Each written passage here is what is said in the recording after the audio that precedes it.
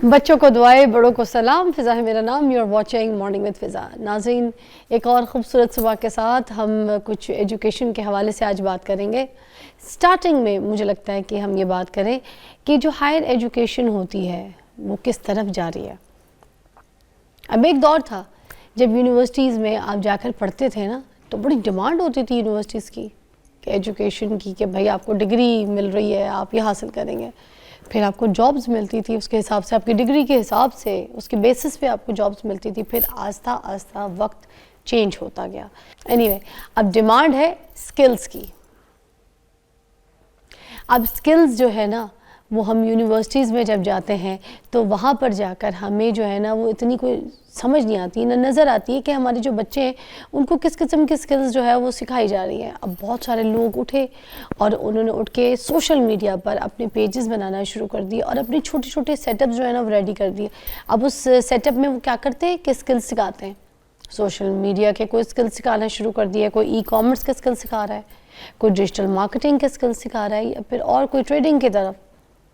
अब उन्होंने ये स्किल्स सिखानी शुरू कर दी। अब ये स्किल्स क्या करती है कि अगर देखें ये आपके फ्यूचर के लिए, आपके लिए चीज़ों के लिए बहुत ज़रूरी है, आपके बच्चों के लिए। मगर जो यूनिवर्सिटीज़ हैं वो क्या कर रही हैं, पुराने लेक्चर्स दे रही हैं, वो MBA करा रही हैं, ठीक है, कोई BS ऑनर्स की डिग्री जो है डिफरेंट, मैथ्स कम्युनिकेशन हो गया, BBA वगैरह, MCOM, ठीक है, इसके ऊपर वो ये काम करवा रही हैं।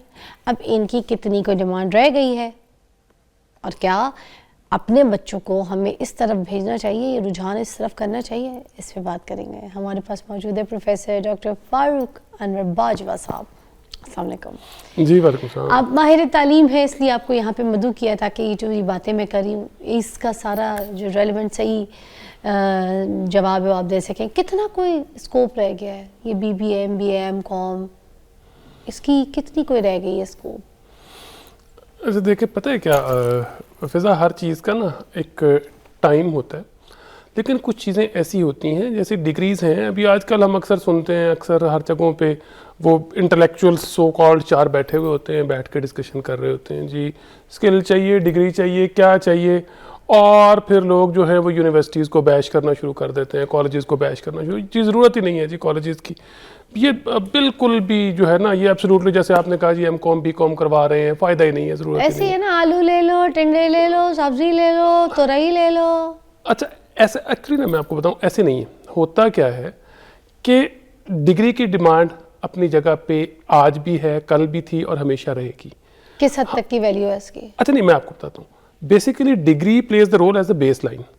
डिग्री बेस लाइन पे है आपके, बेस लाइन के बाद अभी आपको कुछ एड ऑन्स देने पड़ते हैं, ठीक है। अभी पहले क्या होता था कि हमारे बड़े, आपको याद है, वो कहते थे मैंने 2 MA किए हुए, मैंने 3 MA किए हुए, मैंने 4 MA किए हुए, डबल MA बड़ा हो। और याद है हम कहते होते थे कि फलां बंदे ने डबल MA किया हुआ, बड़ा पढ़ा लिखा आदमी। अच्छा, आज के दौर में जो करियर काउंसलर्स हैं वो ये कहते हैं कि नहीं, ऐसे नहीं है। 2 MA 3 MA करने के मतलब ये है कि you were not clear in your ambitions, you were not clear in your objectives. अच्छा, ठीक हो गया। अच्छा, आपको क्लियर रहना है अपने रोड, अपने करियर मैप को लेके, आपके करियर प्रोग्रेशन को लेके आपको क्लियर रहना है। अब जरूरी क्या है, जैसे मैंने कहा कि एजुकेशन बेसलाइन पे होगी, उसकी बेस पे स्किल सीखेंगे, उसका फायदा होगा। अब ये ऐसे ही है कि आप कहें कि जी डॉक्टर MBBS ना करे लेकिन सर्जरी सीख ले। अब सर्जरी बहुत अच्छी स्किल है, सर्जरी में जो है वो आप बिल्कुल, आपने लेट से कोई भी सर्जरी करनी है, आप उस सर्जरी तक पहुंच जाए, आपको वो टेक्निक तो सारी की सारी आती है। अब वो कोई भी ऑपरेशन थिएटर का जो आपका जो OT बॉय जो है वो ही नोज द टेक्निक, लेकिन क्या वो टेक्निक जानना काफ़ी है? बिल्कुल भी नहीं।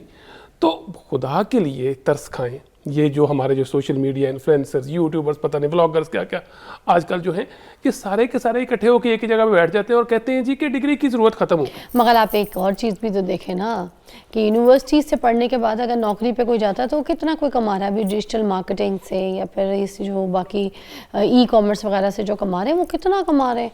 आज ये जो हमारी यंग जनरेशन है वो ये नहीं देखती कि डिग्री हमें चाहिए या क्या चाहिए, बल्कि वो ये कहती है कि हमें पैसा चाहिए। अब वो पैसा उनको जो है है वो उन साइडों पे आराम से मिल रहा है, अवेलेबल हो रहा है उनको, और कम टाइम पे अवेलेबल हो रहा है, और घर बैठ के भी इस तरह से काम करके हो रहा है। फिर वो क्यों इस डिग्री के पीछे भागेंगे जिस डिग्री के पीछे उनकी उम्र भी जा रही है, उनका टाइम भी वेस्ट हो रहा है, और एक वक्त लगता है, और एंड जाके 30 और 40 हज़ार रुपये की जॉब के लिए वो खच्चल ख्वार हो रहे हैं, ठीक है, और जाके फिर उसके लिए भी उनको बड़ी वो जो है ना लगवानी पड़ती है सिफारिशें। ऐसे ही भाई फिजा बीबी, बात ये है कि ये शॉर्ट टर्म शॉर्टकट्स हैं। आपने कहा मैं नहीं पढ़ूंगा और मैं जनाब व्लॉगर बन जाता हूँ। अच्छा, आजकल अनफॉर्चुनेट चीज़ पता है क्या है, वो फलां वो पता नहीं इन्फ्लुएंसर जो है वो बच्चों का रोल मॉडल बन गया, वो फलां मोटू, वो फलां पतलू, वो फलां फलां।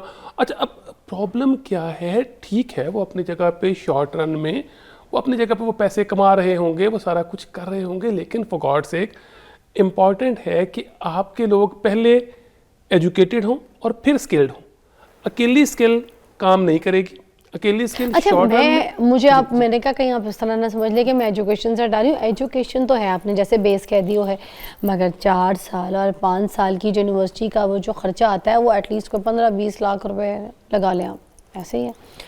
अब वो पैसे लगा के, ठीक है, एंड में जो आपको जॉब मिल रही है वो है 30-40 हज़ार रुपये की। अब हम बच्चों को ये कह के नहीं नहीं नहीं नहीं ये तुम्हारे लिए बहुत ज़रूरी है, ये यू नो ऑल दैट। अब यंग जनरेशन ये सुनने के लिए तैयार नहीं है, वो कहती है हमें शऊर ना सिखाओ, हमें जो दुनिया जिस साइड पे जा रही है ना, हमें भी उस साइड पे जाना है। हमें ये बताओ पैसा कैसे कमाना है, हमने पैसा कमाना है, ये 30-40 हज़ार रुपये नहीं चाहिए हमें।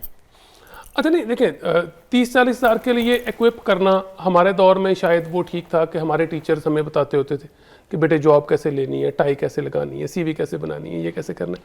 अब भी ना दौर है एंटरप्रेन्योरियल ओरिएंटेशन का, कि आप अपने बच्चे को सिखाएं कि बेटे तुम बिजनेस कैसे कर सकते हो, तुम देने वाला हाथ कैसे बन सकते हो, तुम लेने वाला हाथ नहीं तुमने बनना है, ठीक है। अच्छा, अभी उसके लेकिन अगेन उसके लिए भी in order to become an entrepreneur आपके लिए फिर इम्पॉर्टेंट है कि आपके पास वो नेसेसरी एजुकेशन होगी, तो आप उन चीज़ों को ज़्यादा अच्छे तरीके से कर सकोगे।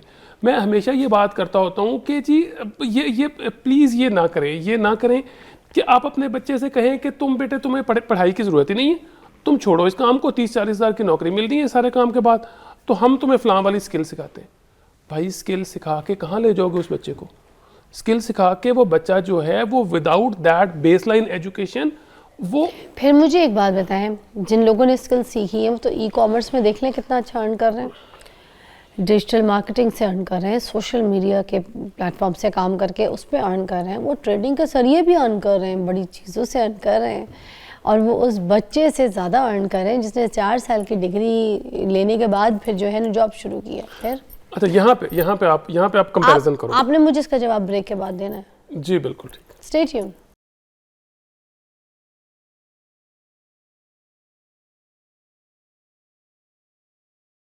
ओके जी, अब हम ये बात कर रहे थे कि भाई सोशल मीडिया पे जितने आप जो लोग देख रहे होते हैं जो कमा रहे हैं, ठीक है, ट्रेडिंग से कमा रहे हैं या फिर ई कॉमर्स से कमा रहे हैं, ठीक है, डिजिटल मार्केटिंग से कमा रहे हैं, वो अच्छा खासा कमा रहे हैं।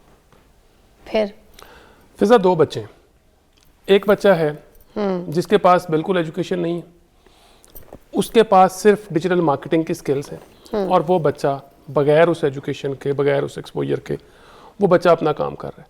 एक दूसरा बच्चा है जिसने अपनी बेसलाइन पे एजुकेशन अपनी कंप्लीट की, बेसलाइन पे अपनी एजुकेशन कंप्लीट करने के बाद वो फिर उस साइड पे आया। How do you see the both? There will be a hell of difference उस बच्चे में कि जिसके पास प्रॉपर एक्सपोजर है, जिसके पास प्रॉपर एजुकेशन है, और उसके बाद उसने एज एन एड ऑन उसने स्किल सीखी। आपने एक जो है ना FSC तक आपने बेस तालीम दिलवा दी, ठीक है, अब आगे यूनिवर्सिटीज़ जो है वो क्या सिखा रही हैं? यूनिवर्सिटीज़ एजुकेशन के नाम पे पैसा तो कमा रही हैं उन बच्चों से, उनकी पेरेंट्स से, मगर वो बच्चों को क्या दे रही है? हमारे पास इंटर्नीज आते हैं, वो जो ऑफिस में काम कर रहे होते हैं, वो मैथ कम्युनिकेशन करके आए होते हैं, ठीक है, और उनको अगर देखा जाए तो मीडिया की उनको अलिफ बे भी नहीं पता होती, और मैं ये चीख रही होती हूँ देख के कि इनको क्या आता है, फिर पैसे क्या चीज़ उनसे लिए गए, क्योंकि 4 साल गुजारने के बाद इन बच्चों को तो उनको अलिफ बे कुछ भी नहीं पता, मीडिया वो सारा का सारा यहाँ से प्रैक्टिकली इधर आके सीख रहे हैं, तो फिर क्या किस चीज़ का पैसे लेती है यूनिवर्सिटी, ये आप मुझे बताएं ना फिर। अच्छा बिल्कुल ठीक, यूनिवर्सिटी के अंदर ना बहुत सारे गैप है हमारे करिकुलम के अंदर, इसमें कोई दो राय नहीं है। मैं कहूँ कि उसके अंदर गैप्स नहीं है, इधर it be the maths communication, कोई मेडिकल साइंसेज है, कहीं भी है, गैप्स यकीनन हैं, ठीक है, हमारा बच्चा जो है वो हम भी जब ग्रेजुएट हुए, अब मैं गवर्नमेंट कॉलेज का ग्रेजुएट हूँ, मैं कायद यूनिवर्सिटी का ग्रेजुएट हूँ, जो बेस्ट यूनिवर्सिटीज़ पाकिस्तान की, मैं वहाँ से ग्रेजुएट हूँ। लेकिन हुआ क्या कि सारे का सारा काम हमने तब सीखा when we entered into the field. ये एक रियलिटी है कि लोग फील्ड में जाके एक्सपोजर लेके लोग सीखते हैं, लेकिन इसका मतलब ये कतन कतन कतन नहीं है फॉर गॉड सेक कि एजुकेशन जो है वो रिडंडेंट हो गई है, या इसका मतलब ये नहीं है कि अगर वो curriculum state of the art नहीं है तो आप उस एजुकेशन को ही छोड़ दें। अब आप डिजिटल मार्केटिंग की बात कर रहे हो, अच्छा मगर देखो एक चीज़ और देखें, चले एजुकेशन के ऊपर बात कर लेते हैं। एक ऐसी चीज़ जो आपने सिर्फ किताब से पढ़ी है और सीखी है, ठीक है, बल्कि पढ़ के सीखी है इस तरह से कहते हैं, और एक चीज़ ये कि आपने फील्ड में गए, आपने करके उसको सीखा है, प्रैक्टिकली आपने काम किया। अब आपने मुझे जवाब देना है कि दोनों में से कौन सा बेहतर है, क्योंकि यूनिवर्सिटी तो सिर्फ आपको किताब से पढ़ा रही है, मगर फील्ड में जाके आप उसको अपने हाथों से प्रैक्टिकली कर रहे हैं, वो चीज़ें खुद देख रहे हैं। अब वो जो 4 साल आपने किताब पढ़ी है ना, उसका क्या फ़ायदा हुआ है? वो कुछ भी नहीं है। अगर चीज़ आपने सिर्फ उसको किताब में ऐसे देखी है और बस, और जाके जो स्किल कर रहे हैं वो ज़्यादा बेहतर। अच्छा, वो जो किताब पढ़ी वो याद भी कोई नहीं है, नहीं याद, तो वो जो 4 साल के बाद जो है वो तो वैसे भी दिमाग से निकल जाती है 4 साल के अरसे में। तो वो जो स्किल कर रहा है वो जाके प्रैक्टिकली देख रहा है, जो अपने हाथ से प्रैक्टिस में, वो नहीं बेहतर।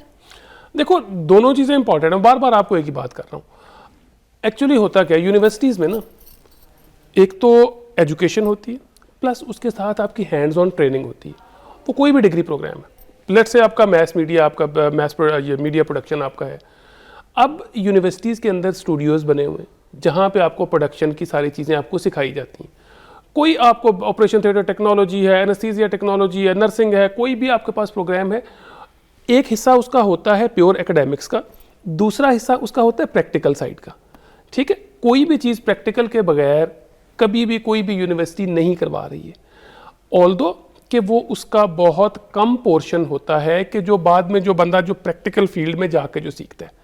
लेकिन होता क्या है कि उस बेसलाइन एजुकेशन के बगैर आपकी बिल्डिंग कभी भी सही खड़ी नहीं हो सकती। आप ये देखो, आप how can you compare the two people, one who is अवेयर्ड, one who is educated and one who is not. वो दोनों कंपेरेबल है ही नहीं है। डिजिटल मार्केटिंग की आप बात कर रहे हो, एक बंदा जिसके पास प्रॉपर एजुकेशन है, वो बंदा को फिल्म मेकिंग है, कुछ भी है, एक बंदा प्रॉपर एजुकेटेड है और दूसरा कोई गली का आदमी उठ के आके वो काम शुरू कर देता है।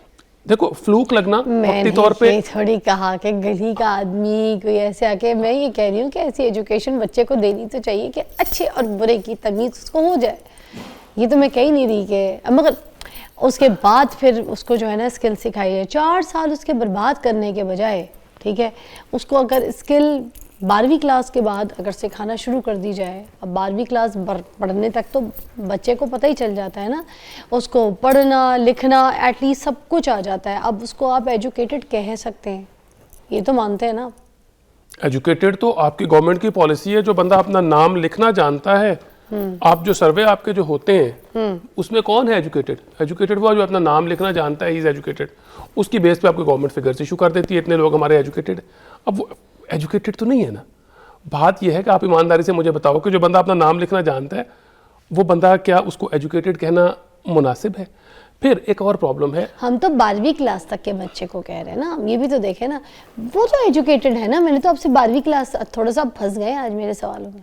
नहीं बिल्कुल भी नहीं, मैं देखो मेरी सारी उम्र गुजरी इस फील्ड में। आपकी उम्र गुजरी, मगर मेरे सवालों में आपने अपना पूरा वक्त गुजार दिया, मगर जवाब मुझे नहीं दिया। मेरे सवाल घूम फिर के फिर उधर ही आ जाता है। इस दश्त की स्याही में हमारी पूरी उम्र गुजरी। देखो आप कभी भी आप ये नहीं कह सकते हो कि एक बच्चे ने एफएससी कर ली, 12 साल एजुकेशन कर ली और 12 साल एजुकेशन के बाद वो प्रोफेशनल बन गया।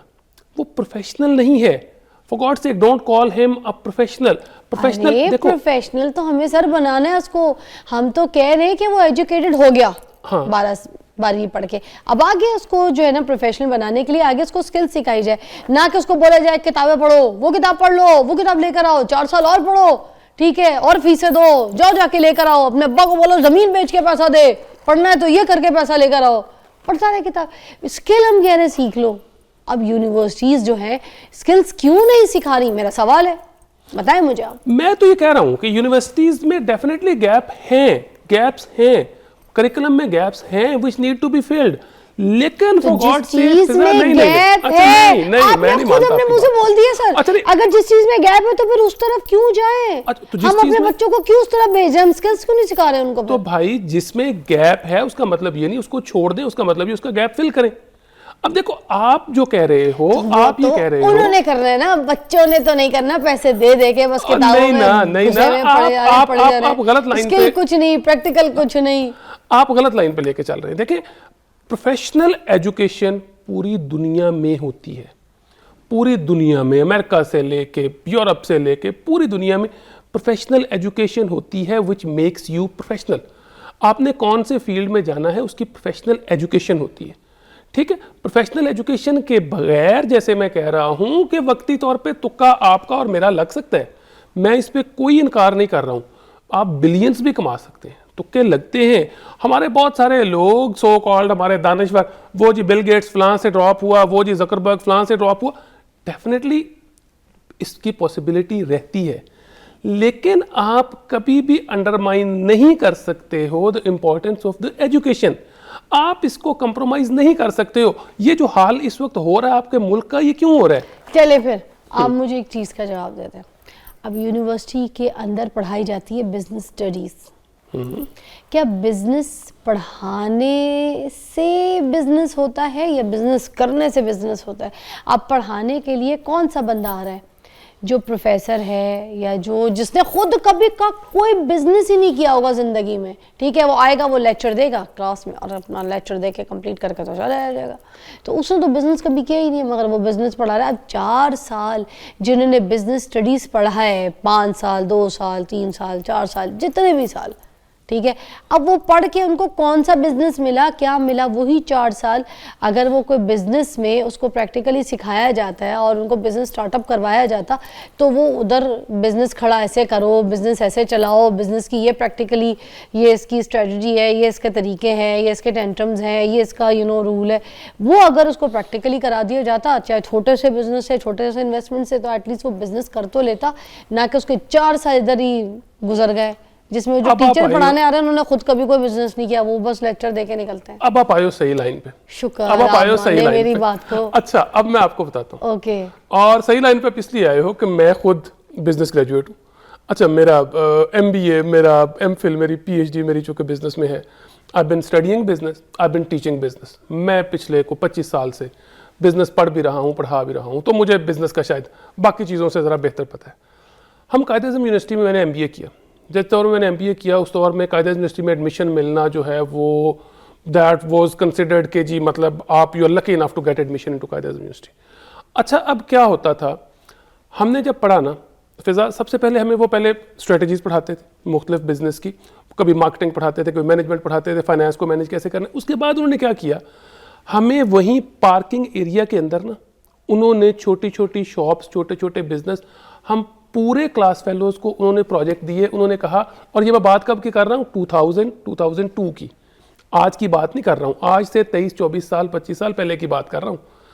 अच्छा, हमें वो बिजनेसेस उन्होंने देख के हमें कहा गया कि you have to generate profit out of it.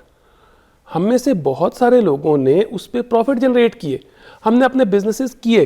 अच्छा, वही हुआ, उसके बाद हम लोग फील्ड में एंटर हुए। अल्हम्दुलिल्लाह आज मैं मतलब माइसेल्फ, मैं आपके सामने आज एज एन एकेडमिशियन बैठा हूँ, मैं इसके साथ 4 बिजनेसेस कर रहा हूँ। अच्छा, मैं क्यों कर रहा हूँ? मैं ये ज़ाती तौर पे ये समझता हूँ कि ये चीज़ आपके बिजनेस के टीचर के लिए इंतहाई ज़रूरी है कि वो एंटरप्रेन्योरियल, वो रिस्क वो ले, रिस्क टेकर बने। आपकी बात बिल्कुल सही है, वो टीचर क्वालिफाइड नहीं है जो ज़िंदगी में यकम तारीख का इंतज़ार करते करते, जिसने यकम का इंतज़ार करते करते पूरी ज़िंदगी गुजार दी, और वो ये कहता है कि be the risk taker, don't be the risk avoider. क्या कर रहे हो? देखो देखो फिजा, गैप्स हैं। You're right. अब आपकी तरफ से मुझे आंसर भी सही मिला है, मगर यहीं से कंटिन्यू करूंगी एक ब्रेक के बाद।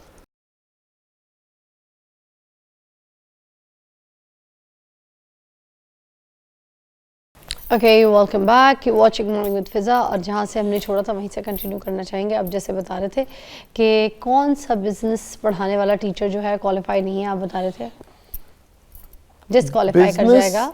बिजनेस सिर्फ पढ़ने वाला बिजनेस पढ़ा नहीं सकता। Very nice, good. ठीक। Good answer. बिजनेस हमेशा कौन लोग पढ़ाया करते हैं? बिजनेस वो लोग पढ़ाया करते हैं जिनके हैंड्स ऑन एक्सपीरियंसेस होते हैं, ठीक है। अच्छा, पूरी दुनिया में प्रोफेसर ऑफ प्रैक्टिस का एक कॉन्सेप्ट होता है कि प्रोफेसर ऑफ प्रैक्टिस कौन होते हैं?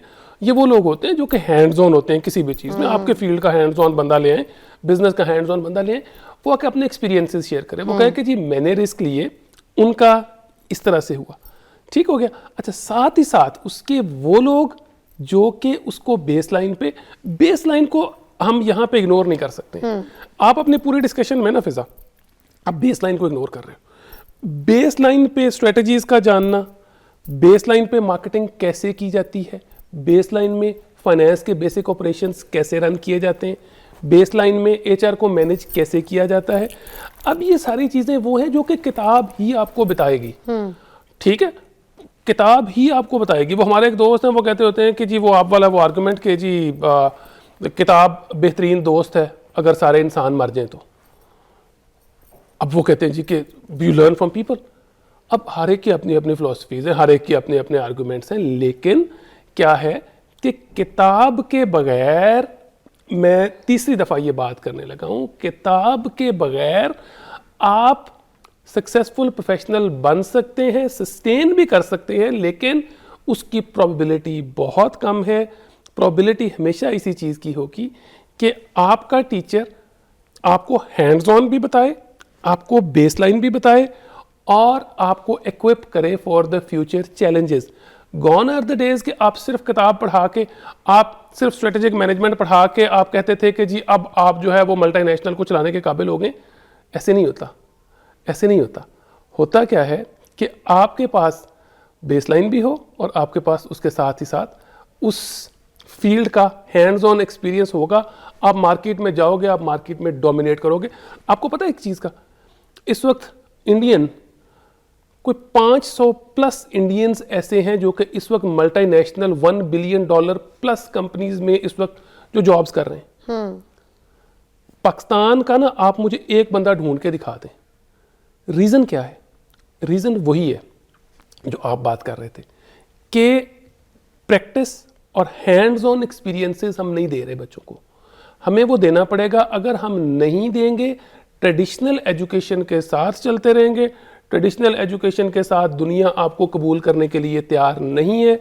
अल्टीमेटली होगा क्या कि वो चंद एक जो परसेंटेज है वो आपकी ब्रेन ड्रेन होके, जो एक्सपर्ट्स हैं, अनफॉर्चुनेटली जिनको नहीं ब्रेन ड्रेन होना चाहिए वो ब्रेन ड्रेन हो जाते हैं, ठीक है। जो हमारे जैसे जो हैं वो यहाँ पे इंटेलेक्चुअल बन के वो बैठ जाते हैं। नहीं, थैंक यू सो मच। आज आपकी मेरी जो बहस थी वो मुझे लगता है बड़ी पॉजिटिव, जो बच्चे पढ़ना चाह रहे हैं, जो समझना चाह रहे हैं, उनको आज पता चल गया होगा कि what is the base line, what is the skill way to learn, और किस तरीके से यूनिवर्सिटीज़ की जहाँ जहाँ कुछ फॉल्ट हैं, जो नज़रिया है वो मुझे लगता है हमारी बहस से आप लोगों को समझ आ गया होगा। Thank you again and will see you after break.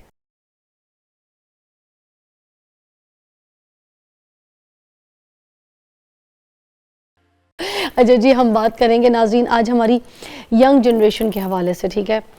Young generation के हवाले से हम बात ये करेंगे कि आजकल आपने नोट किया होगा कि जो जनरेशन है आज की, उनमें साइको कुछ इनके जो है ना सिचुएशंस बहुत सामने आ रहे हैं। अब जो पुरानी जनरेशन्स थी, जो हमारे बड़े या फिर हम लोग जो थे ना, हमने अपनी ज़िंदगियाँ जो गुजारी है ना बड़ी मुश्किलात में, बचपन से ही हमने बहुत सारी मुश्किल टाइम देखा, फिर ऐसे बहुत से इश्यूज़ को हम सॉल्व करते रहे, फिर सख्तियाँ देखी हमने ज़िंदगी की, आगे हर टाइम्स देखे हमने।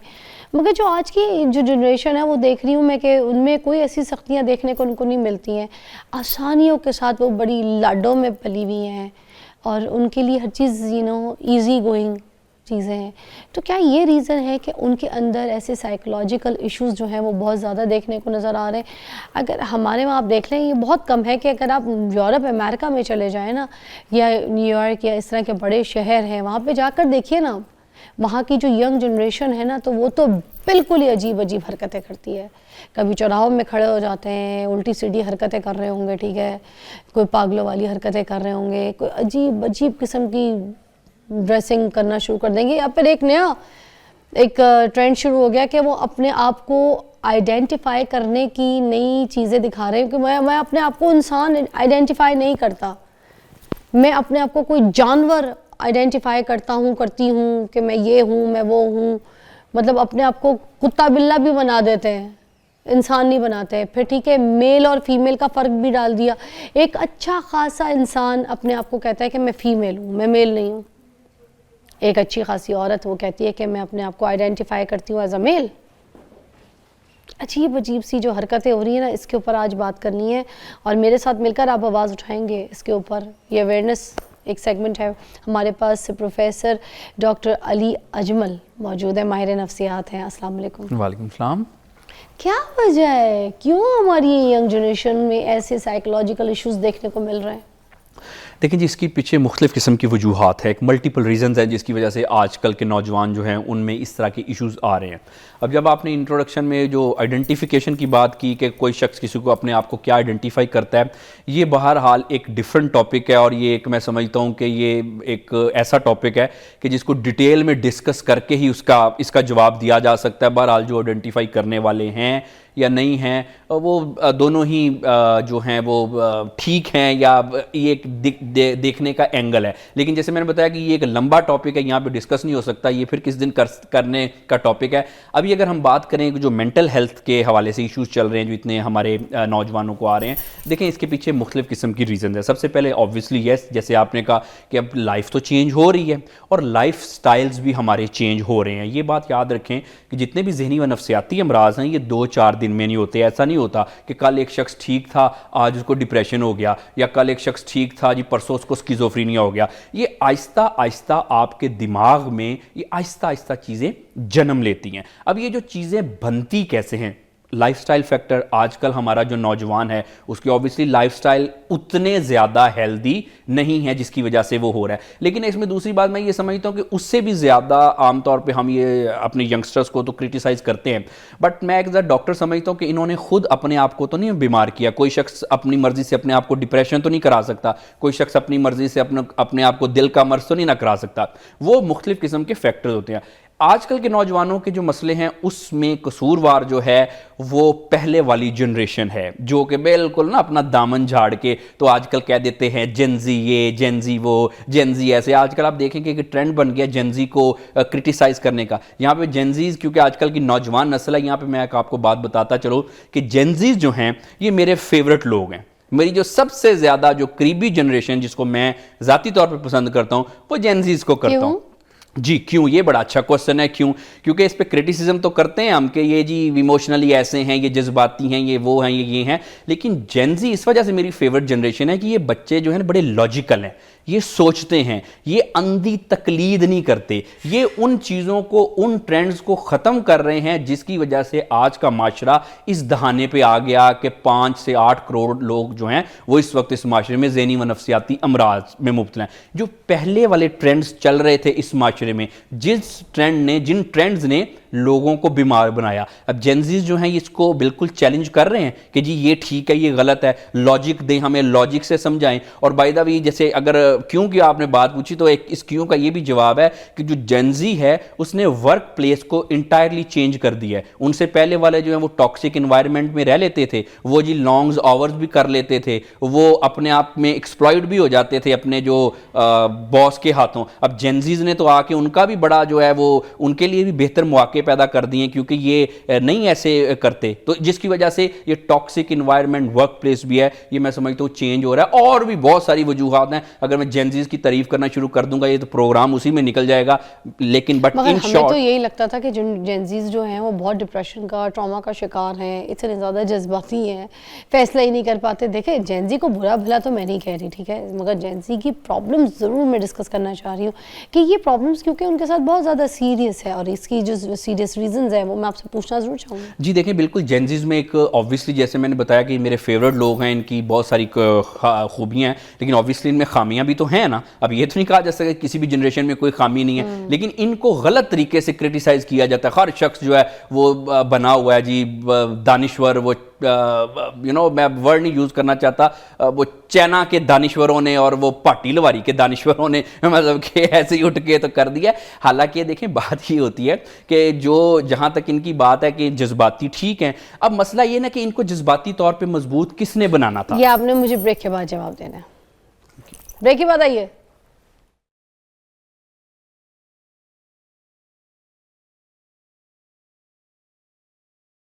Welcome back. अच्छा, मैं ये पूछना चाहती थी कि जेनजी जो है उनको जज्बाती किसने बनाया है, इनकी तरबियत किस तरीके से किसने ऐसी की है जिसकी वजह से ये जो है ऐसे जज्बाती हैं? ऑब्वियसली इनके पेरेंट्स ने की है, इनसे पहले वाली जनरेशन्स ने की है, और फिर ये कुछ सोशल मीडिया ने की है। अब देखें, जब भी कोई शख्स जज्बाती होता है तो जज्बात जो होते हैं, देखें ये तो इंसान की एक फितरत है ना, हर इंसान में जज्बा होता है, वो तो इंसान ही नहीं है जिसमें जज्बा ना हो। हाँ, ये और बात है कि हम अपने जज्बात का इजहार कैसे करते हैं, पॉजिटिव या नेगेटिव, या जज्बात हमारे लिए फ़ायदेमंद है, पॉजिटिव है या नेगेटिव है। अदरवाइज जज्बात तो होते ही हैं। जिस कॉन्टेक्स्ट में हम जज्बाती होने की बात करते हैं तो जेन ज़ी को आजकल के ट्रेंड्स ने जज्बाती बनाया। मिसाल के तौर पर पेरेंटिंग ने ठीक तरह से हमने अपने बच्चों को सिखाया ही नहीं, बताया ही नहीं, पढ़ाया ही नहीं, क्योंकि वो क्वेश्चन करता है। आज का जो जेन ज़ी है वो क्वेश्चन करता है कि जी ये गलत है, ये सही है। अब जब उसको आप ये कहेंगे और चुप करो, तुम्हें नहीं पता, ये ऐसा ही होता है, तुम कोई अनोखे पढ़े लिखे इस दुनिया में आ गए हो, ऐसे ही होता है एंड ऑल दैट, उससे फिर क्या होगा, उससे ये जज्बाती हो जाएंगे। क्योंकि इनके पॉजिटिव जज्बात हैं, बड़े अच्छे लोग हैं,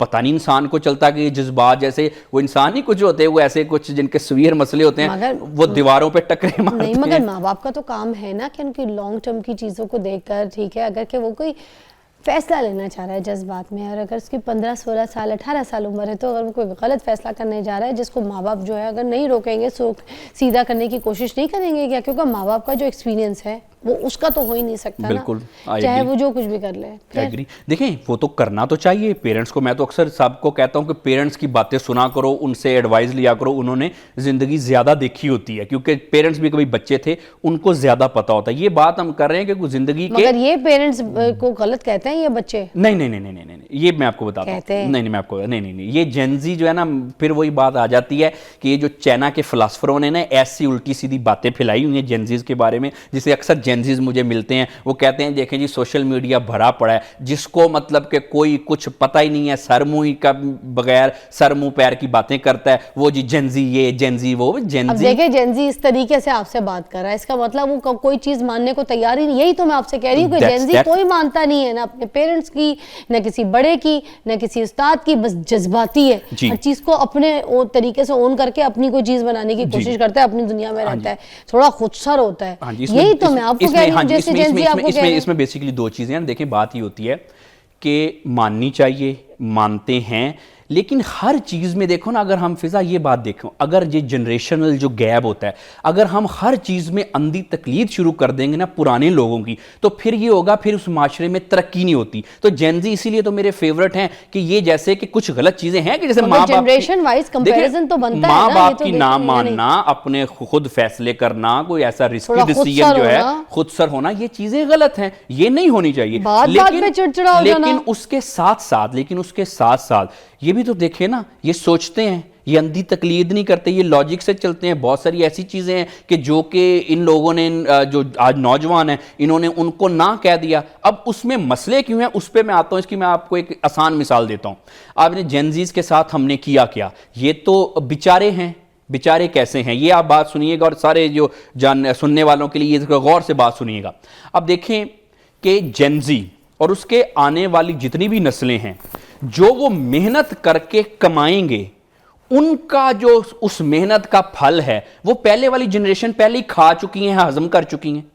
ये आप कभी लोगों ने इस तरह से सोचा है? आपने इस मुल्क पे इस वक्त कितना कर्जा चढ़ा हुआ है, वो जेन ज़ी ने तो नहीं ना लिया, वो जिस हम पहले वाली जनरेशन ने लिया। अब ये जो कर्जा है ये उतारना तो है ना, जिनसे पैसे लिए हैं वो आपको छोड़ेंगे तो नहीं। अब क्या होगा, जेन ज़ी, अल्फा, बीटा ये मेहनत करेंगे, उसमें से कुछ हिस्सा अपने ऊपर लगाएंगे, और जब हम वापस करना होगा तो इनकी मेहनत के जो सम्राट, जो पुरानी नस्लें जो हैं वो खा पी के हजम करके डकार भी नहीं लिया, ये उसका अब उतारेंगे। तो बहरहाल मसला ये है कि पुरानी जो जनरेशन है कौन सा कोई अच्छा वक्त गुजार के गई है, कौन सा कर्जे खा लिए, वो तो जिन्होंने खाए हैं, जिन्होंने पिए हैं, तो बहुत कम लोग हैं। देखिए वो मैं पॉलिटिकल डिस्कस नहीं करना चाहता, हम तो एक हेल्थ की बात कर रहे हैं, जनरेशन, हम जनरेशन की बात कर रहे हैं। आपने छेड़ी थी तो फिर, लेकिन बहरहाल देखें, जो भी है, जिसने भी खाया, जैसे भी किया, देने तो इन्हें नहीं है ना। अभी जो अल्फा बीटा, जो बच्चे छोटे छोटे हैं, इन्होंने बड़े होकर जो काम करना है, इनका तो बहुत तो सारा, ये भी दे रहे हैं ना, मिलेनियम्स जो है वो भी दे रहे हैं, तो सारे हम ठीक है ना। लेकिन मिलेनियम्स पे लगे भी तो है ना, इन बेचारों पे तो लगे भी नहीं ना।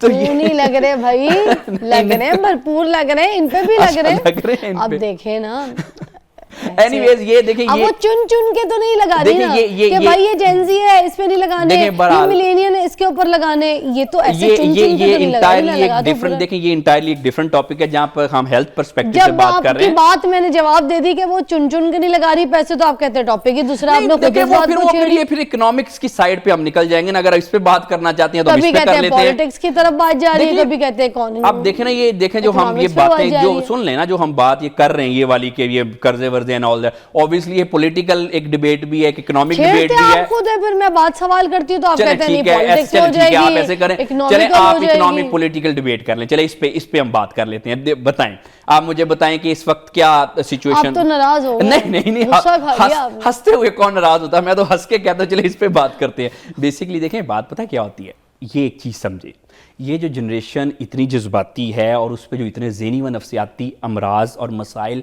हैं, उसकी एक बहुत बड़ी वजह फिर ये लोग मुझसे नाराज़ हो जाते हैं, ये जो पेरेंट्स के अलावा ये आजकल का सोशल मीडिया भी तो है ना। और अगर आप फिर मुझे इजाज़त दें तो थोड़ा सा इसमें मैं मीडिया को भी शामिल कर देता हूँ, अगर आप अब इस बात पे नाराज़ ना हो जाएं तो। नहीं करें। देखें, इसमें देखें बात यह है कि आजकल क्या है कि जितनी भी हमारे बच्चों की जो ट्रेनिंग हो रही है, जो चीज़ें हो रही है ना, वो ज़्यादातर चीज़ें सीख रहे हैं सोशल मीडिया से। अब सोशल मीडिया पे कोई भी ज़्यादातर जो है वो कोई ढंग का कंटेंट नहीं है, वायरलिटी उसी कंटेंट में होती है, देखा वही जाता है जो कि बगैर सर पैर के होता है। वही शख्स जो है उसी को आमतौर पे आजकल जो सोशल मीडिया की मैं बात कर रहा हूं, सबकी नहीं बात कर रहा, वही जो है आगे सामने आ रहे हैं जो कि बगैर वजह की एमी फजूल की बातें, जो कि हमारे बच्चों को सस्ती बातों के सस्ते नशे का आदी बना रही हैं। ये जो आपको ये जो ऐसे ही ये सोशल मीडिया पे ऐसे ही छलांगे मारते हुए बहुत सारे लोग अक्सर नजर आते हैं, ये मैं एक डॉक्टर की कैपेसिटी में कह रहा हूं, ये हमारे बच्चों को, खासतौर पे नौजवानों को ये बीमार कर रहे हैं। क्योंकि देखिए ना, ये आमतौर पे क्या होता है, अक्सर हमने सुने होंगे, बड़ी अच्छी बात किसी ने कर दी, ओ हो दिल को छू लेने वाली बात कर दी। ओ भाई, ये जो ऐसे सर मुंह बगैर सर पैर के दिल को छू लेने वाली बातें हैं ना, ये हमारे बच्चों को बीमार कर रही हैं। उससे ये होता है कि जी जब ऐसी कोई अच्छी बात हमने सुनी, ये स्पीकर स्पूकर एंड ऑल दैट, जब हमने बातें सुनी तो क्या हुआ, ये डोपामीन स्पाइक हुआ, ओ वाह वाह वाह वाह, मजा बड़ा आया, कितनी अच्छी बात की है। अब ये ना जो नौजवान है वो काम से हटके, स्टडी से हटके, वो अच्छी बातों के जो है ना वो नशे में लग गए हैं, जिसका कोई सर पैर नहीं है, जिससे मैं डॉक्टर के तौर पे समझता हूं, और सिर्फ मैं नहीं, आप ये हमारे जो है पाकिस्तान साइकाट्रिक एसोसिएशन है, पाकिस्तान साइकोलॉजिकल एसोसिएशन है, Pakistan association of clinical psychologist है, बाकी भी आप और भी जो बॉडीज हैं, आप कभी इनसे इनकी ओपिनियन ले लें, यहां पे भी तशवीश पाई जाती है कि ये क्या मतलब कि ये सोशल मीडिया पे आप हमारे बच्चों को जो है वो बता रहे हैं, इससे तो हमारे जो बच्चे हैं वो बीमार हो रहे हैं। मैं किस चीज की बात कर रहा हूं, मैं उस कंटेंट की बात नहीं कर रहा कि जो कि कंटेंट सिरे से ही बुरा है, मैं उस कंटेंट की बात कर रहा हूं जो कि ना बुरा है ना अच्छा है, लेकिन फजूल किस्म का कंटेंट है। मसलन इसकी मैं एक आपको मिसाल देता हूं, ये थोड़ा सा टॉपिक से हम हट जाएंगे, लेकिन एक मिसाल समझाने के लिए बहुत जरूरी है, खास तौर पे अपने बच्चों को, जो हमारे नौजवान हैं, इनको समझाने के लिए और इनकी डायरेक्शन दुरुस्त करने के लिए। आपने बड़े सारे कभी ऐसे लोग देखे होंगे, मैं तो अक्सर देखता हूं और ये देख के मेरा दिल भी जलता है, अक्सर लोग नहीं, आपने देखे होंगे, हम इल्म वाले हैं, हम दौलत वाले नहीं हैं। हाँ, देखिए ना कभी। अब मैं ना, यकीन करेंगे, बात मेरी पूरी सुनिएगा फिर आपको समझ में आएगी। मैं ना अक्सर ऐसे लोगों को देख के कह रहा होता हूं, दिल से मेरी आवाज निकलती होती है, वो इन शोबदाबाजों को बैन करो चैनलों से। ये जो ऐसे ही बगैर वजह के हम ना दौलत वाले नहीं हैं, हम इल्म वाले हैं, मेरा अक्सर कहता हूं भाई ना तुम इल्म वाले हो ना ही दौलत वाले हो, और अकल वाले तो बिल्कुल भी नहीं हो। हाँ। अब इसमें देखें नौजवान नस्ल खराब कैसी हो रही है। हमने ये समझ लिया कि शायद ये सस्ती फिलॉसफियां और बगैर वजह का कटर कटर करना, या ऐसे ही कुछ दो चार चीजें लिख के उसको पेपर बैंड करा के, just let me complete please, इसको जी पब्लिश करा देना, ये जी कोई बड़ी जी इल्म की बात होती है, जिसकी वजह से ऐसे लोग नौजवानों को क्या कहते हैं, ओ भाई हम इल्म वाले हैं, हमारा दौलत से ताल्लुक नहीं है। अब बच्चों को समझाना क्या है कि देखो, इल्म जो है ना वो दौलत भी होती है, उसमें शौहरत भी होती है। अब डॉक्टर कदीर खान ये थे इल्म वाले, ठीक है। अब जो बड़े बड़े हमारे जो डॉक्टर्स हैं, जो कि इलाज कर रहे हैं लोगों के, ये हैं इल्म वाले। उसके अलावा आप देखें कि साइंटिस्ट हैं और भी, इवन के एंकर्स हैं, ये भी एक स्किल है ना, ये सारे स्किल जो हैं ये है इल्म वाले। तो ये जो हमारे बच्चों को पढ़ाई से इन्होंने दूर लगा दिया कि इल्म वाले बनोगे तो दौलत वाले नहीं हो सकते, दौलत वाले ओ भाई नहीं है, ये कोई इल्म वाले नहीं है, ये ऐसे ही वो टांगे की सवारियां खुद साख्ता अपने आप को इन्होंने इल्म वाला नहीं बनाया हुआ, और ऐसे इल्म वाले सोशल मीडिया पे बरमार है। एक बात और कर लूं फिर जस्ट अ मिनट, उसमें आमतौर पे ये बात मैं कर लूं, जैसे नहीं वो कवाल करता, वो सही कवाली करे खराब करे पीछे तबला बजाने वाले, वो ऐसे ही इल्म वालों के जो फॉलोअर्स हैं सारी नौजवान नस्ल को इन्होंने बिगाड़ा हुआ है, और बगैर धकिए बगैर फजूल फिलॉसफियां सुना के। अच्छा जी, एक ब्रेक के बाद आते हैं, एक ब्रेक।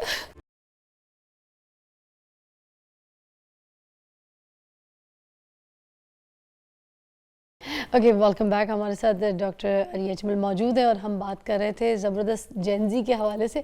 अच्छा, अभी आप थोड़ी देर पहले, क्योंकि ब्रेक से पहले आप बात कर रहे थे, आप कुछ कह रहे थे, तो मैं ये पूछना चाह रही हूँ कि आप कैसे कह सकते हैं, मतलब आप अपने हिसाब से भी बात कर रहे हैं ना, कि आप कौन होते हैं इनको जज करने वाले, इनको ये कहने वाले, इनके ऊपर इस तरह से इल्ज़ाम लगाने वाले? बिल्कुल, डॉक्टर हूँ मैं, माहिर नफ्सियात हूँ।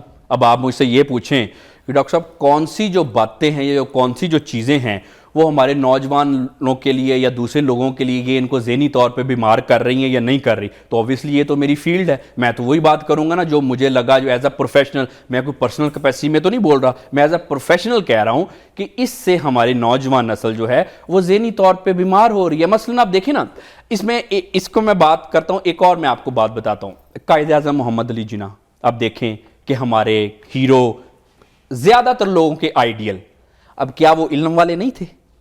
देखें ना, उनकी इल्म, उनका विजन, उनकी बसीरत, कितना बड़ा काम, हर चीज काम कर दिया। लेकिन शायद ये नहीं लोगों को पता कि अगर उस वक्त की कायद-ए-आज़म की इनकम जो है माशाल्लाह से जो उन्होंने वो कमा रहे थे, अगर आज देखें तो वो महीने के करोड़ों रुपए बनते हैं आज के स्टैंडर्ड से। उस वक्त उनके पास रॉयल रॉयस गाड़ी थी, अब वो क्या वो इल्म वाले नहीं थे? अब यहां पे मसला ये हो गया है कि यहां पे ना लोगों ने, आप मुझसे पूछ रही थी मैं कैसे कह सकता हूं, ये देखें ऐसा इल्म जो कि आप बिल्कुल एक जैसे कवाली कर रहा है, पीछे से दो चार तबला बजाने वाले, उसने अच्छी कवाली की बुरी की, उसने कहा ओ हो बहुत बड़े ये इल्म वाले हैं। देखिए ऐसा ये इल्म वाले नहीं है। इल्म तो वो होता है कि आप चले, एक बात मैं आपको बताता हूं, अब अगर हमारे पास डॉक्टर अब्दुल कदीर खान थे, इल्म वाले थे ना, इल्म की बुनियाद पे क्या कर दिया। अब ये हमने बच्चों को बताना है कि देखिए जो इल्म है वो ये चीज है, ये नहीं हमने बच्चों को बताना कि अब इल्म वालों की सुन ले, फिर ये नाम ने आज जो टांगे की सवारियां अब इल्म वाले जो हैं इनकी सुने। ये पीछे ईरान और इराक की वो जो मसला बना ईरान का और इसराइल एंड ऑल दैट। अब ये बच्चों को पढ़ाने की बजाय कि देखो कि हमारे पास एटॉमिक एनर्जी थी, हमने बम बनाया, हमारे पास डॉक्टर अब्दुल कदीर खान जैसे और दूसरे भी इल्म वाले लोग थे, वहां पे नहीं थे शायद, जिसकी वजह से जो है वो मसले मामलात जो हैं वो इतने ठीक नहीं हुए, थोड़े से खराब रह गए। तो ये तो हम हर वक्त यहाँ पे जितने भी आप समेत नहीं मैं बिल्कुल कोई नहीं देखे। अच्छा, अब इसमें दूसरा एंगल भी है, क्योंकि माहिर नफ्सियात का तो सबसे ज्यादा इंपॉर्टेंट काम यही होता है। माहिर नफ्सियात का मोटिवेशनल स्पीकिंग से कोई ताल्लुक नहीं है, माहिर नफ्सियात का मोटिवेशनल स्पीकिंग से कोई ताल्लुक नहीं है। वो ऐसे माहिर नफ्सियात जो कि माहिर नफ्सियात नहीं है, चालसाज हैं, क्वैक्स हैं, जैसे हर फील्ड में क्वैक्स होते हैं, वो अपने आप को अगर मोटिवेशनल स्पीकर कह लें तो कह लें। अब देखें ना, फिर आप किसी का नाम ले, बताएं कौन क्वैक है। सुन ले सुन लेना, नाम बताएंगे तो सुनूंगी। अच्छा सुन भी लिया करना। अच्छा, बात ये है कि अब इसमें देखें, अब आपने माहिर नफ्सियात की बात छेड़ दी है तो ये आप ये इस चीज को समझें। देखें ये जो हर फील्ड में क्वैकरी होती है, कोई मोटिवेशनल स्पीकर है वो भी डिप्रेशन की बात कर रहा है, कोई ख्याली पुलाव में मत बताए ना, नाम लेके बताए ना कौन फलानी कौन। सुन तो लेना। अच्छा, एक आजकल ये बड़ा फ्रॉड चल रहा है जी, माइंड एक्सपर्ट जी। और भाई माइंड एक्सपर्ट क्या होता है? मैं ये बात मेरी कंप्लीट सुन ले। माइंड एक्सपर्ट कौन, नाम लेना। बात मेरी कंप्लीट होने देना। माइंड एक्सपर्ट तो मेरे पास बहुत सारे आते हैं। बात मेरी नहीं, आपके पास नहीं, मुझे नहीं पता आपके पास कौन आता है, मैं तो अपना प्रोग्राम भी नहीं कभी देखता। सुन लेना, बात सुने मेरी। अच्छा, ये कहना चाह रहे हैं मैं आपके प्रोग्राम में जो बंदा आया मैंने उसको भी नहीं देखा? नहीं ऐसी बात।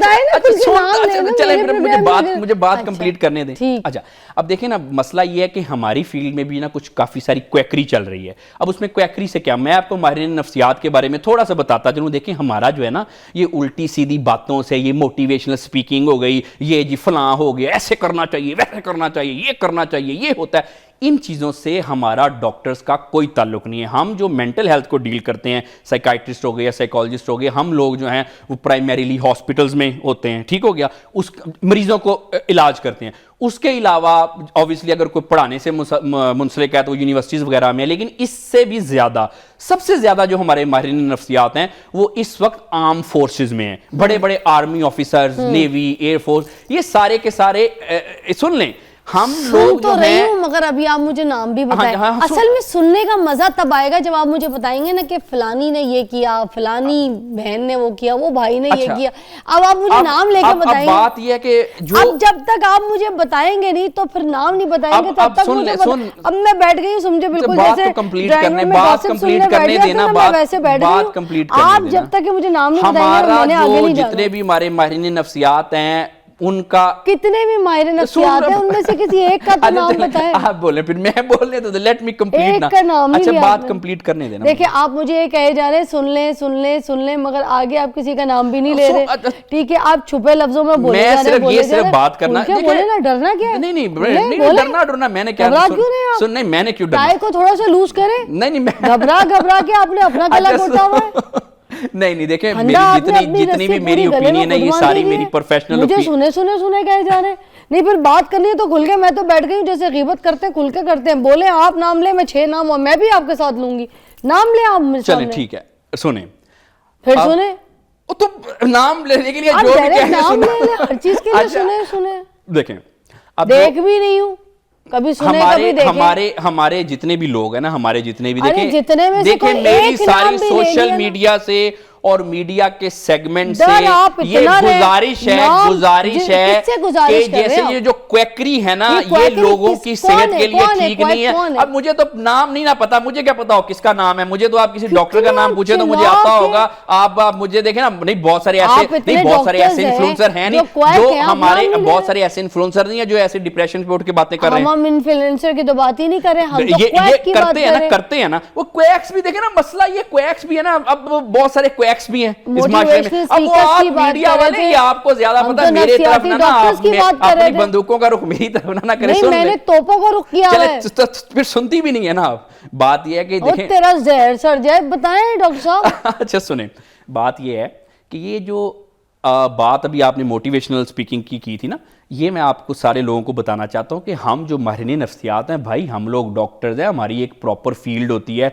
हम आर्म फोर्सेस में जो है वो वहाँ पे हम जो है वो असेसमेंट करते हैं एंड ऑल दैट। ये हमारा एक और हमारी है, हमें जो जी मिला दिया जी मोटिवेशनल स्पीकर्स के साथ, हमें मिला दिया जी वो जी जो बातें होती हैं वो ट्रकों के पीछे लिखी हुई बातें करने वाले, उसके अलावा जी रिक्शों के पीछे लिखी हुई बातें करने वाले। डॉक्टर साहब के साथ दोस्ती प्यार बड़ा है मेरा, इनके साथ लाड है, मेरे भाई भी हैं, मेरा बड़ा अच्छा इनके साथ मेरे शो पे भी, क्योंकि मेरे मेहमान भी हैं और मेरे मेहमानों के साथ साथ मैं इनको भाई बोलती हूँ हमेशा से, शुरू से। कोई मसला वसला भी होता है तो हम आपसे सारी टीम बैठ के हम सारे बिल्कुल फैमिली की तरह डिस्कस करते हैं। तो समझे, लड़ाई भी अभी मेरी आपके साथ बिल्कुल जो हो रही है वो नहीं है ना। नहीं, अब नाम नहीं ले रही तो मैं लड़ी जा रही हूँ। मुझे नहीं, देखिए मुझे नहीं पता नाम वाम का, आप मीडिया में है खुद देखिए, मुझे क्या पता हो नाम का। अब जी नहीं, मुझे एक बात बताएं, अब जी मैं ऑब्वियसली क्वैक्स के मुझे नाम तो नहीं ना पता होंगे, वो तो आप देखें ना। मैं तो एक आपको सिर्फ एक बात ही बता सकता हूँ। मैं सुन, बात है नाजरीन, इनको पता तो होने चाहिए, जिन क्वैक्स के बारे में बात कर रहे हैं तो उनके नाम तो पता ही होने चाहिए, तभी तो उनके बारे में बात आपको पता चलेगा। मिसाल के तौर पे हमारे सुन लें, अब हमारे जो हैं एक क्वैकरी की एक फॉर्म बताता हूँ। हमारे ये जो लोग अक्सर आमतौर पे माइंड एक्सपर्ट हैं, माइंड एक्सपर्ट कोई चीज नहीं होती। ये देखें, एक पूरी जो है या तो साइकाइट्रिस्ट होते हैं, साइकोलॉजिस्ट होते हैं, और जैसे मैंने बताया हम लोग हॉस्पिटल्स में होते हैं, यूनिवर्सिटीज में हैं, उसके अलावा आर्म फोर्सेज में हमारी पूरी जो है चीजें हैं, वो सारे ऑफिसर्स की। ये माइंड एक्सपर्ट जिनका आप कह रहे हैं, मुझे लगता है आप एक ही भाई हैं। पता नहीं, मुझे नहीं पता, मैं किसी को नहीं जानता, नहीं मैं नाम नहीं जानता, बहुत सारे हैं। अच्छा माइंड एक्सपर्ट, अच्छा नेक्स्ट शो में जो करूंगे ना आपके साथ, उसमें माइंड एक्सपर्ट को पहले आपके पूरी बात सुने, मेरी पहले पूरी बात सुने। माइंड एक्सपर्ट्स कुछ नहीं होता, ठीक हो गया। ये सिर्फ कोई पढ़ाया नहीं जाता, कोई इसकी कोई तालीम नहीं है, जो खुद साख्ता है, ये क्वैकरी है, ठीक हो गया। दूसरी बात, जो मोटिवेशनल स्पीकर्स हैं, ये जो स्पीकिंग है, इसका भी हमसे कोई ताल्लुक नहीं है। ये भी बिल्कुल हम एज अ प्रोफेशनल जो है, ये मैं सारी चीजें इसको डिस्करेज करता हूं, ये नौजवानों को खराब करी हैं।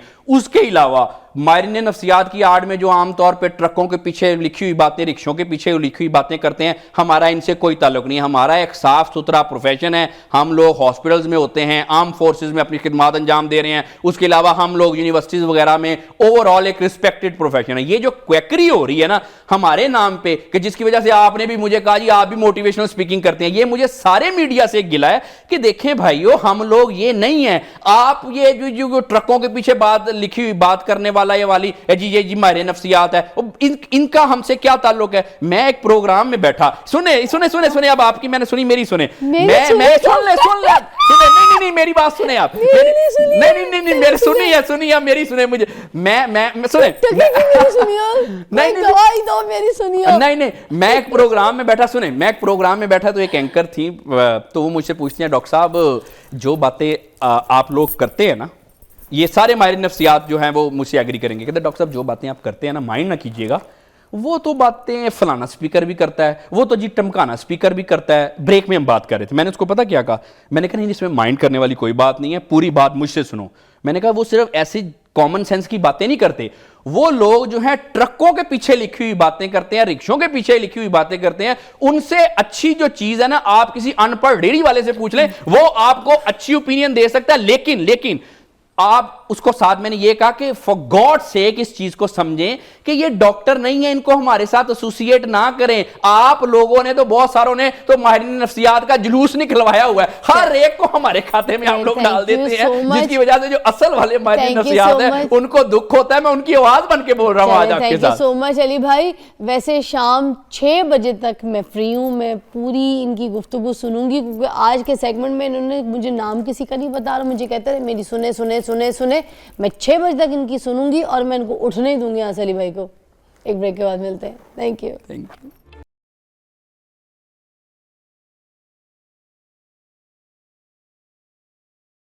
Welcome back, you watching morning with Fiza. नाजरीन अभी मेरे साथ जो मेहमान है ना वो है बिलाल साबिर। 17 साल से बांसुरी बजा रहे हैं, बहुत खूबसूरत तरीके से, बहुत प्यारी सुरीली बांसुरी बजा रहे हैं, ठीक है। और पहले ऐसे बांसुरी नवाज हैं नाज़रीन जो मौसीकी के ज़रिए स्ट्रेस और एंजाइटी का इलाज भी बहुत अच्छी तरीके से करते हैं। अब ये ट्रीटमेंट भी करते हैं इंसान की, मतलब बांसुरी के डॉक्टर, मैं तो उनको कह सकती हूँ कि ये आप देखें ना, किसी डॉक्टर के पास जाके इलाज कराएं और यहाँ पे सुरों से बांसुरी के ज़रिए इलाज करा लें, तो फिर ये तो बड़ी अमेजिंग सी बात है। अस्सलाम वालेकुम बिलाल जी, कैसे जी? मैं ठीक, आप कैसे? ये हकीकत है कि आप बांसुरी से लोगों की ट्रीटमेंट करते हैं, आप बीमारों का इलाज करते हैं? जी बिल्कुल। आप देखें रोज़मर्रा की ज़िंदगी में इंसान कितना परेशान है, तो फ्लूइड की ख़ास फ्रिक्वेंसी है जो उसको रिलैक्स कर देती है, उसको स्ट्रेस फ्री कर देती है। तो मैंने बहुत सारे सेशंस किए हैं और लोगों के रिव्यूज़ लिए हैं, वो कुछ हद तक स्ट्रेस फ्री हुए हैं। अच्छा जी, तो कहाँ से शुरू करना चाहेंगे, क्या सुनाना चाहेंगे? मैं आपको एक सबसे पहले आपकी मेडिटेशन करूँगा। अच्छा। आपको मेडिटेट करूँगा थ्रू फ्लूट। एक राग है जिसका नाम है अहीर भैरव। अच्छा। और ये बड़ा सूदिंग और कामिंग है। आफ्टर सेशन आपने बताना है कि क्या आप स्ट्रेस फ्री हुए या नहीं, ठीक है?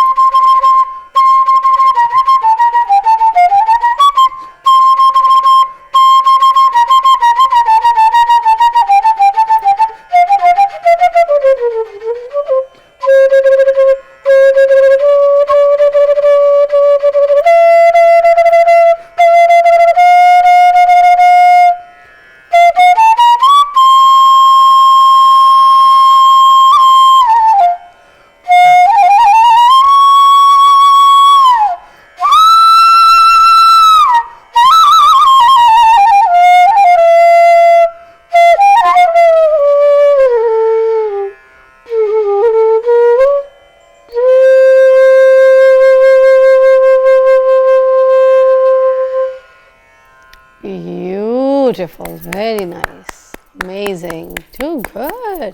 आपने कहाँ से सीखा ये सब मेरे कुछ? टीचर हैं, बड़े रिनाउंड आर्टिस्ट हैं, उस्ताद बाकिर अब्बास। बाकिर भाई के शागिर्द हैं? जी।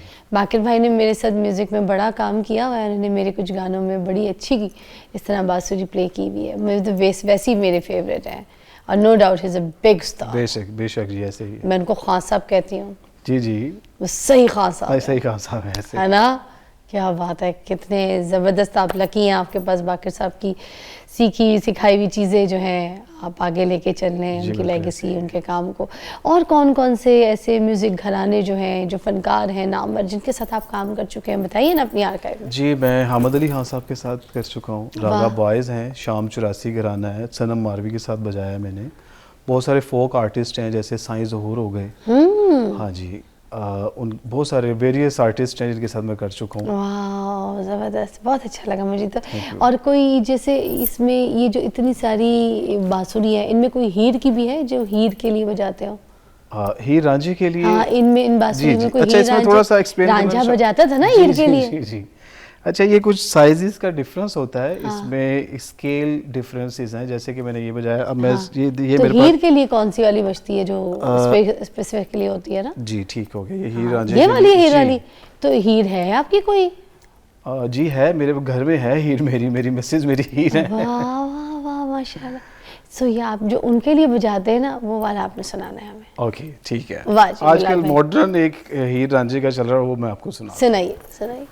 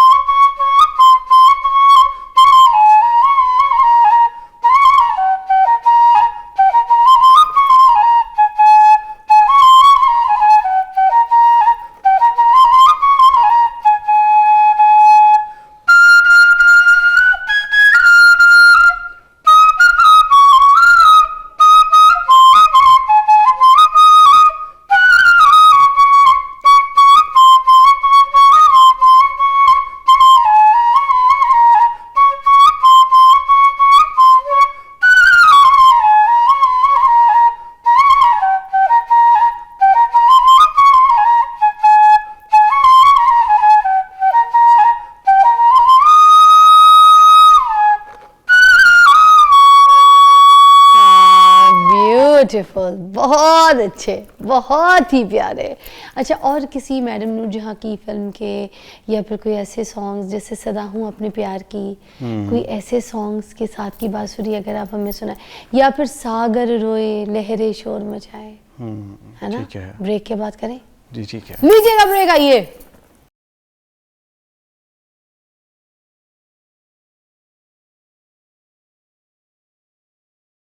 Welcome back. और अभी हम जो हैं यहाँ पर बिलाल साबिर क्योंकि हमारे साथ मौजूद है, तो हम एक गाना मैडम नूरजहां जी का बहुत खूबसूरत सा हम बांसुरी के साथ मैं गाऊंगी और वो बांसुरी प्ले करेंगे, ठीक है? चलिए।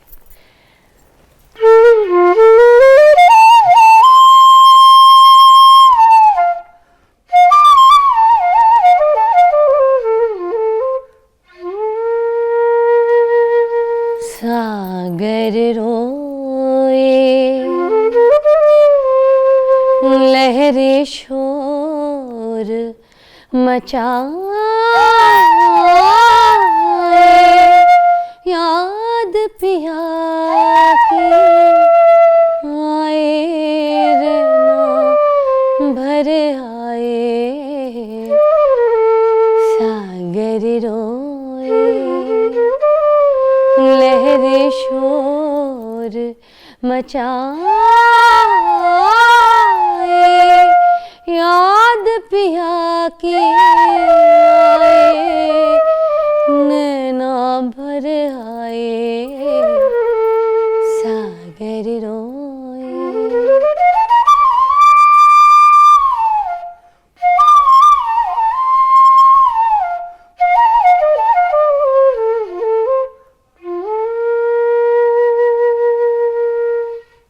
वाह, क्या बात है भाई, आप तो बड़ी शे है। तो चीज़ें आप तो। उस्ताद और कौन कौन से हैं आपके, किन किन उस्तादों से सीखा आपने? आपकी शेड्स बहुत है चीज़ों में, वैरायटी बहुत है। बस ये मैं अपने पेरेंट्स की और अपने टीचर की दुआ कहूँगा कि वो दुआ है, उसकी वजह से ये शेड्स आपको नजर आ रहे फैमिली में और भी बहुत से लोग हैं जिन्होंने हैं। जी ये नहीं, I am not belong to the musical family, और मेरे लिए बड़ा मुश्किल था इसको सीखना। So what you do for living besides this? इससे पहले मैं क्या करते हैं आप मैं जीने अब के यही लिए? करता हूँ। अब यही करते पहले मैं बहुत कुछ करता था, लेकिन अब मैंने डिसाइड किया कि मैं इसी को ही फॉलो करूँगा। वाह। मैं एक छोटी सी आपको एक चीज़ सुनाऊंगा। आपने इमेजिन करना है आप कायरो में हैं, आप कैमल के ऊपर बैठे हैं, कैमल चल रहा है, हवाएं चल रही हैं और आपको पैरामिड्स नज़र आ रहे हैं। डन करें, ठीक है, आ जाए।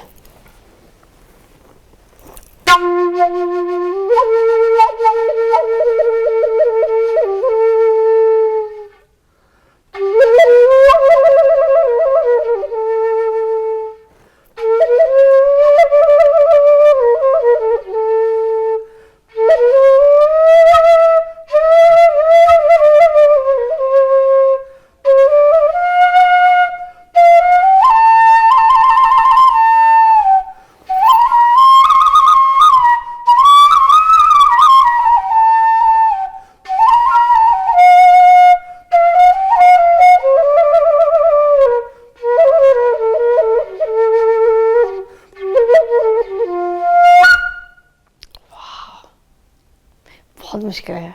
अब मैं आपको चाइना लेकर चलता हूँ।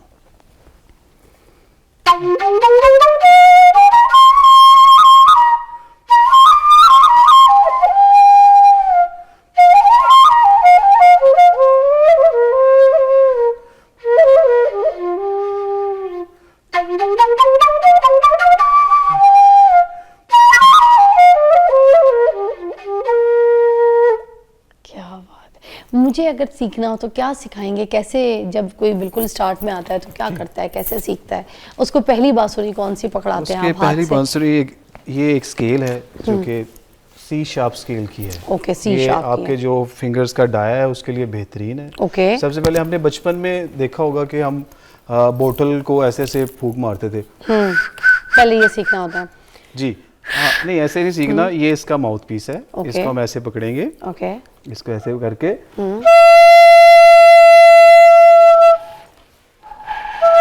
हाँ ठीक है।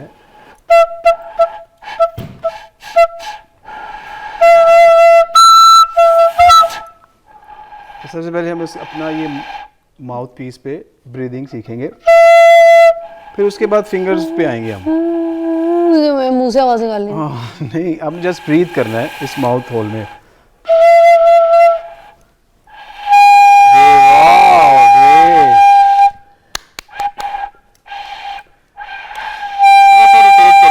बाहर की तरफ रोटेट करेंगे फ्लूट को, बाहर की तरफ ऐसे आप बजाएंगे। सेंटर करें, फोकस करेंगे, आप कर सकते हैं। आपने वो साउंड प्रोड्यूस किया उसका। इनहेल। मैं बांसुरी सीख रही हूँ आपसे, मैं कल मुलाकात करूंगी, मगर एक्सेल। ब्रीथ। अल्लाह हाफिज, थैंक यू।